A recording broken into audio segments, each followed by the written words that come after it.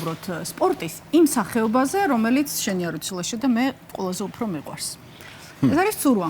სპორტი, რომელიც ერთდროულად აერთიანებს სიამოვნებას, ჯანმრთელობას და სხეულის ტონუსში მოყვანას. ცურვა აუმჯობესებს გულსიზრდარღვთა და სუნთქვითი სისტემის მუშაობას, ამაგრებს კუნთებს, ამცირებს სტრესს და რაც მთავარია, შესაძლებელია ნებისმიერი ასაკისთვის ბავშვებიდან დაწყებული უფროსი თაობით დასრულებული. უფრო დეტალურად თუ რატომ არის ცურვა კარგი?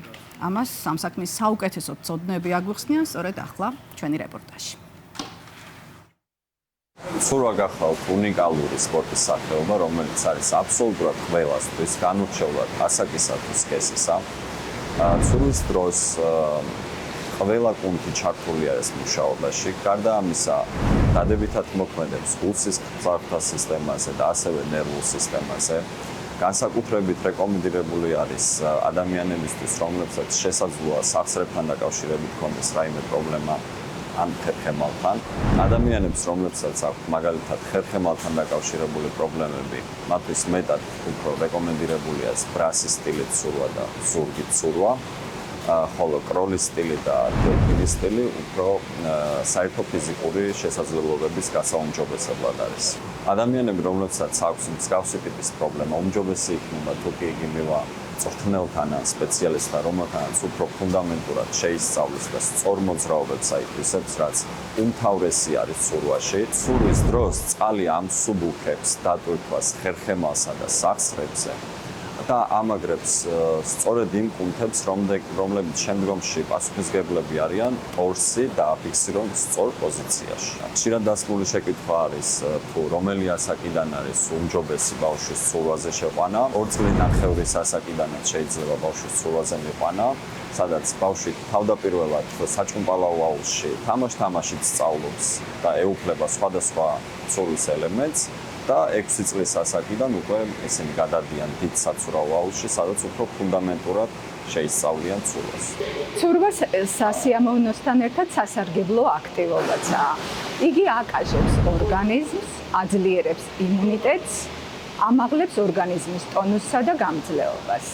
მათ ვინც რეგულარულად ცურავს, კარგი ძილი, კარგი კვება და შედარებით გაწონასწორებული ნერვული სისტემა აქვთ.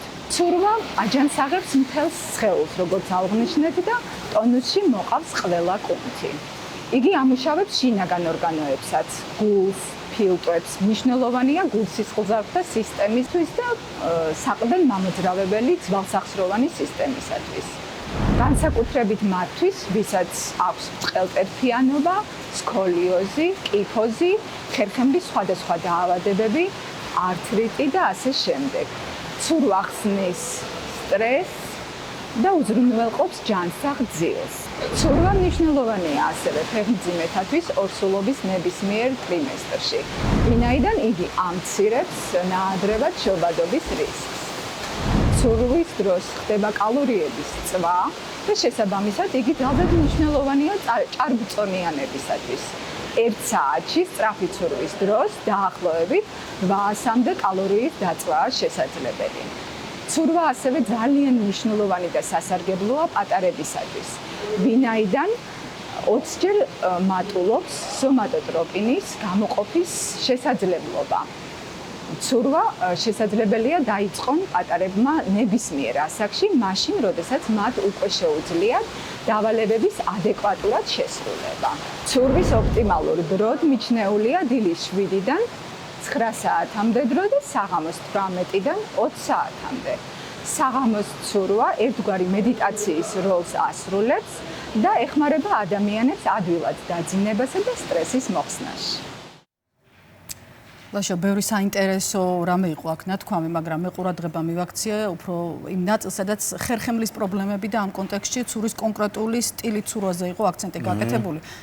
აგრეთვე ბრასი და ზურგზე ცურვა აუცილებელი თუ ხერხემლის პრობლემებია. მაგრამ აქ არის კიდევ ერთი დეტალი, თუ ის მოძრაობები, რაც დადგენილია ზუსტად არ გააკეთა, შეიძლება რეალურად პირიქით უკუჩვენება გაიუარესო ხერხემლის პრობლემები უფრო მეტად გაგაწვალოს.